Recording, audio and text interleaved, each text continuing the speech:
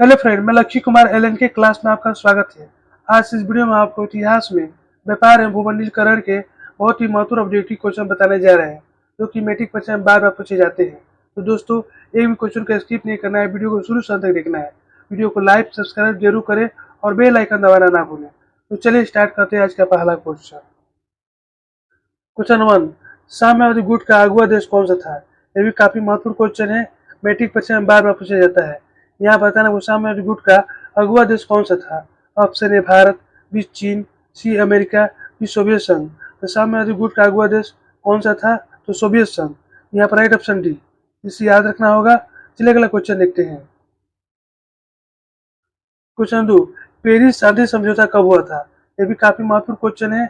यहाँ बताना को पेरिस शांति समझौता कब हुआ था। ऑप्शन ए 1918 में, बी 1919 में, सी 1920 में, डी 1921 में। तो पेरिस शांति समझौता कब हुआ था? तो 1919 ईस्वी में।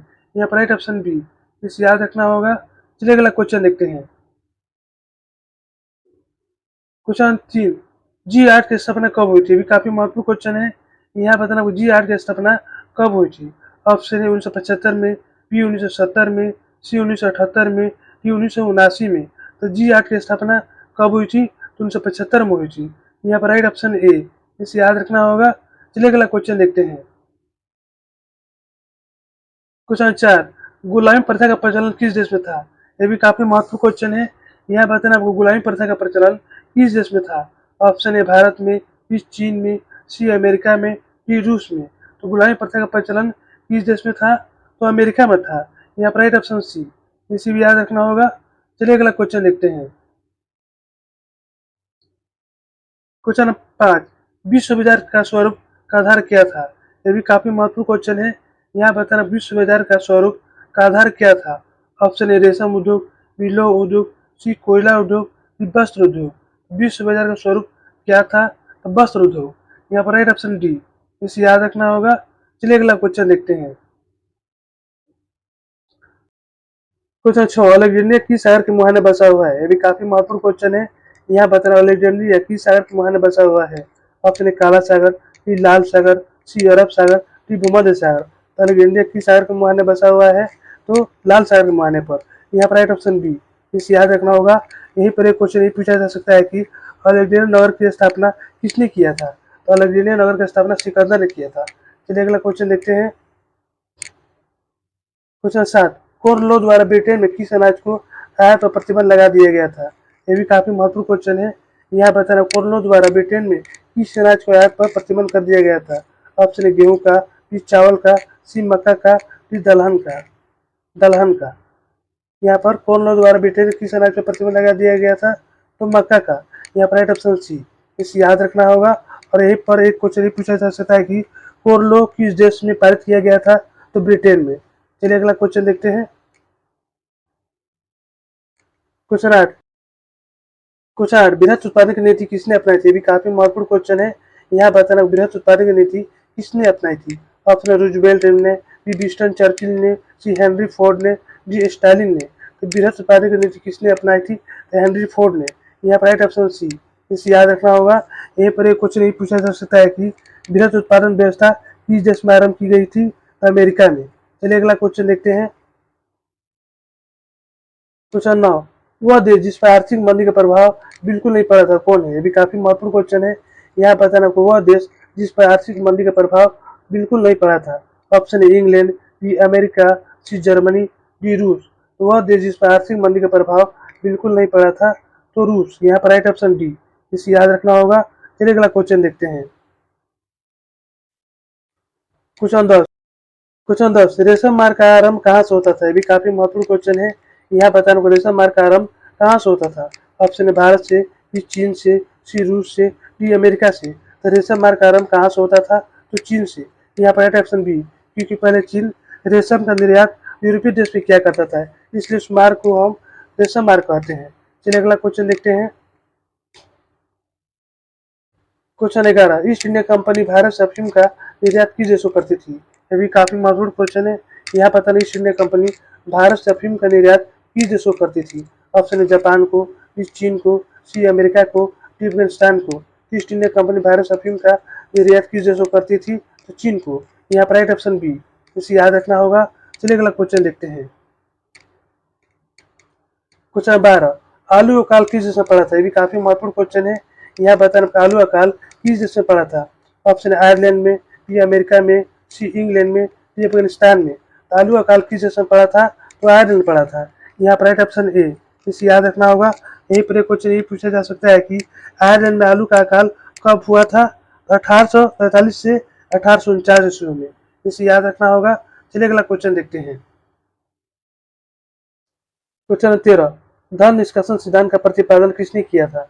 यह भी काफी महत्वपूर्ण क्वेश्चन है। यहाँ बताना धन निष्कासन सिद्धांत का प्रतिपादन किसने किया था? ऑप्शन है फिरोज शाह मेहता, बी बाल गंगाधर तिलक, सी दादा भाई नौरोजी, बी महात्मा गांधी। धन निष्कासन का सिद्धांत का प्रतिपादन किसने किया था? तो दादा भाई नौरोजी ने किए थे। यहाँ पर राइट ऑप्शन सी, इसे याद रखना होगा।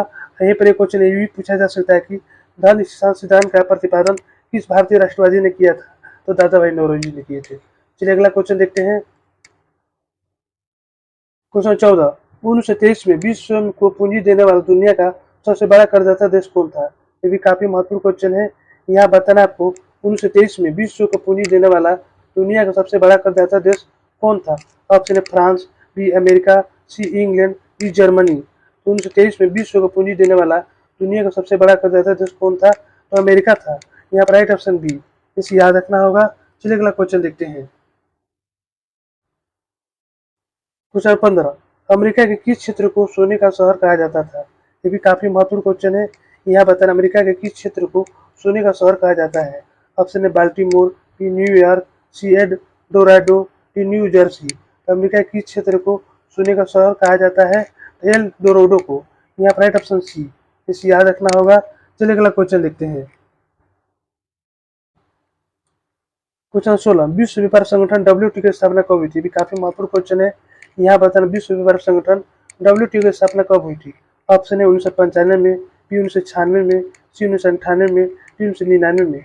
विश्व व्यापार संगठन WTO की स्थापना कब हुई थी? तो 1998 में। यहाँ पर राइट ऑप्शन सी, WTO यानी कि वर्ल्ड ट्रेड ऑर्गेनाइजेशन। चलिए अगला क्वेश्चन देखते हैं। क्वेश्चन 17, अंतर्राष्ट्रीय मुद्रा कोष IMF का मुख्यालय कहाँ है? भी काफी महत्वपूर्ण क्वेश्चन है। यहाँ बताना अंतर्राष्ट्रीय मुद्रा कोष IMF का मुख्यालय कहाँ है? ऑप्शन है मनीला में, बी वाशिंगटन में, सी न्यूयॉर्क में, डी लंदन में। अंतर्राष्ट्रीय मुद्रा कोष IMF का मुख्यालय कहाँ है? तो वाशिंगटन में है। यहाँ पर राइट ऑप्शन बी, इसे याद रखना होगा। चलिए अगला क्वेश्चन देखते हैं। क्वेश्चन 18, सार्क का मुख्यालय कहाँ स्थित है? भी काफी महत्वपूर्ण क्वेश्चन है। यहाँ बताना वो सार्क का मुख्यालय कहाँ स्थित है? ऑप्शन है ढाका में, बी काठमांडू में, सी नई दिल्ली में, डी इस्लामाबाद में। तो सार्क का मुख्यालय कहाँ स्थित है? तो काठमांडू में। यहाँ पर राइट ऑप्शन बी, इसे याद रखना होगा। चलिए अगला क्वेश्चन देखते हैं। क्वेश्चन 19, भारत में कैनाल कॉलोनी की किस प्रांत में बनाई गई? ये भी काफी महत्वपूर्ण क्वेश्चन है। यहाँ बताना भारत में कैनाल कॉलोनी किस प्रांत में बनाई गई? ऑप्शन है मध्य प्रदेश में, बी उत्तर प्रदेश में, सी राजस्थान में, डी पंजाब में। तो भारत में कैनाल कॉलोनी किस प्रांत में बनाई गई? तो पंजाब में। यहाँ पर राइट ऑप्शन डी, इसे याद रखना होगा। चलिए अगला क्वेश्चन देखते हैं। क्वेश्चन 20, भूमंडलीकरण शब्द का इजाद किसने किया था? ये भी काफी महत्वपूर्ण क्वेश्चन है। यहाँ बताना भूमंडलीकरण शब्द का इजाद किसने किया था? ऑप्शन है किस ने, बी बिरिया ने, सी जॉन विलियम्स ने, डी फ्रेडरिक विलियम ने। तो भूमंडलीकरण शब्द का इजाद किसने किया था? तो जॉन विलियम्स ने। यहाँ पर राइट ऑप्शन सी, इसे याद रखना होगा। यहीं पर एक क्वेश्चन ये पूछा जा सकता है कि भूमंडलीकरण शब्द का सबसे पहले इस्तेमाल किसने किया था? तो अमेरिका ने 1990 में। इसे याद रखना होगा। चलिए अगला क्वेश्चन देखते हैं। क्वेश्चन 21, भारत में नई आर्थिक नीति की घोषणा कब की गई थी? ये भी काफी महत्वपूर्ण क्वेश्चन है। मैट्रिक परीक्षा में बार बार पूछा जाता है। यहाँ बताना आपको भारत की नई आर्थिक नीति की घोषणा कब की गई थी? ऑप्शन है 1990 में, बी 1991 में, सी 1992 में, डी 1993 में। तो भारत में नई आर्थिक नीति की घोषणा कब की गई थी? तो 1991 में। यहाँ पर राइट ऑप्शन बी, इसे याद रखना होगा। चलिए अगला क्वेश्चन देखते हैं। क्वेश्चन 22, विश्व बाजार के रूप में कौन सा शहर पहले उभर कर आया? ये भी काफी महत्वपूर्ण क्वेश्चन है। यहाँ बताना विश्व बाजार के रूप में कौन सा शहर पहले उभर कर आया? ऑप्शन है अलेक्जेंड्रिया, बी जिलमुर, सी मैनचेस्टर, डी बहरीन। तो विश्व बाजार के रूप में कौन सा शहर पहले उभर कर आया? तो अलेक्जेंड्रिया। यहाँ पर राइट ऑप्शन की, इसे याद रखना होगा। चलिए अगला क्वेश्चन देखते हैं। क्वेश्चन 23, आधुनिक युग में अर्थव्यवस्था के क्षेत्र में होने वाले सबसे बड़ी क्रांति कौन सी थी? ये भी काफी महत्वपूर्ण क्वेश्चन है। यहाँ बताना कि आधुनिक युग में अर्थव्यवस्था के क्षेत्र में होने वाली सबसे बड़ी क्रांति कौन सी थी?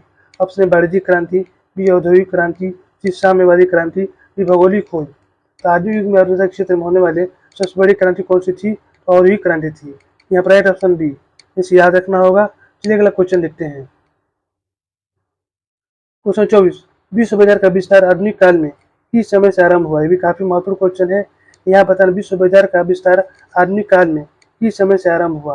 ऑप्शन 15वीं शताब्दी, बी 18वीं शताब्दी, सी 19वीं शताब्दी, डी 20वीं शताब्दी। तो विश्व बाजार का विस्तार आधुनिक काल में किस समय से आरंभ हुआ? 18वीं शताब्दी से। यहाँ पर राइट ऑप्शन बी, इसे याद रखना होगा।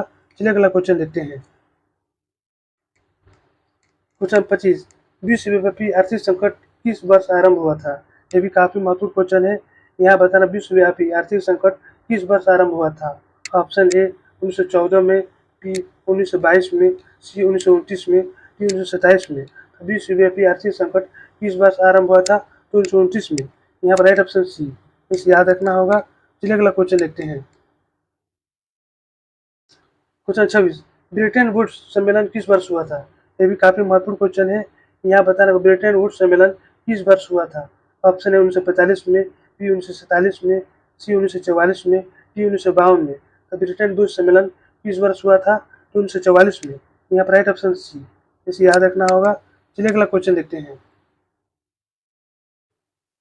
क्वेश्चन 27, भूमंडल की शुरुआत किस दशक में हुई थी? भी काफी महत्वपूर्ण क्वेश्चन है। यहाँ बताना भूमंडलीकरण की शुरुआत किस दशक में हुई थी? ऑप्शन है 1990 के दशक में, बी 1970 के दशक में, सी 1960 के दशक में, डी 1980 के दशक में। तो भूमंडलीकरण की शुरुआत किस दशक में हुई थी? तो 1990 के दशक में। यहाँ पर राइट ऑप्शन ए, इसे याद रखना होगा। चलिए अगला क्वेश्चन देखते हैं। क्वेश्चन 28, द्वितीय महायुद्ध के बाद यूरोप की कौन सी संस्था का उदय आर्थिक दुष्प्रभाव को समाप्त करने के लिए हुआ था? यह भी काफी महत्वपूर्ण क्वेश्चन है।